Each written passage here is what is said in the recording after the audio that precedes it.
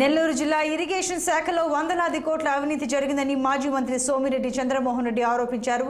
Head regulator shutters పనులు ప్రతి ఏటా చేయాల్సిన అవసరం లేదన్న ఆయన పనులు చేయకుండానే డబ్బులు డ్రా చేస్తున్నారని మండిపడ్డారు. ఒక్క రాయి కూడా నాటకుండా, ట్రెంచ్ తీయకుండా, కాలువల్లో పార పెట్టకుండానే వందలాది కోట్లు స్వాహా చేశారన్నారు. ఒక్క సర్వేపల్లిలోనే 300 కోట్ల రూపాయలు డ్రా చేసినట్లు ఆరోపణలు చేశారు.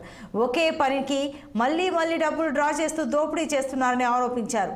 ఎఫ్జీఆర్, ఓ&ఎం, ఎన్ఆర్, ఈజీఎస్ పనులు అన్ని అవినీతిమయమేనని తెలిపారు. శ్రీధర్, నిరంజన్ ఇద్దరు మంత్రి కాకాని బినామీలు అని పేర్కొన్నారు.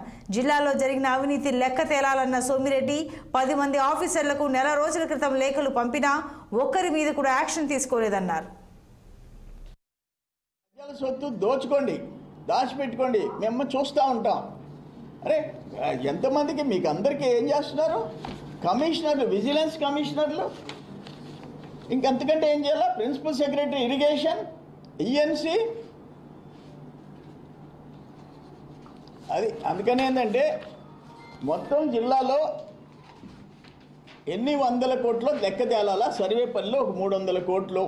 నేను చెప్పింది మీకు కాపీ ఇస్తా, అందరికీ జర్నలిస్టులందరికీ తలా ఒక కాపీ ఇస్తా.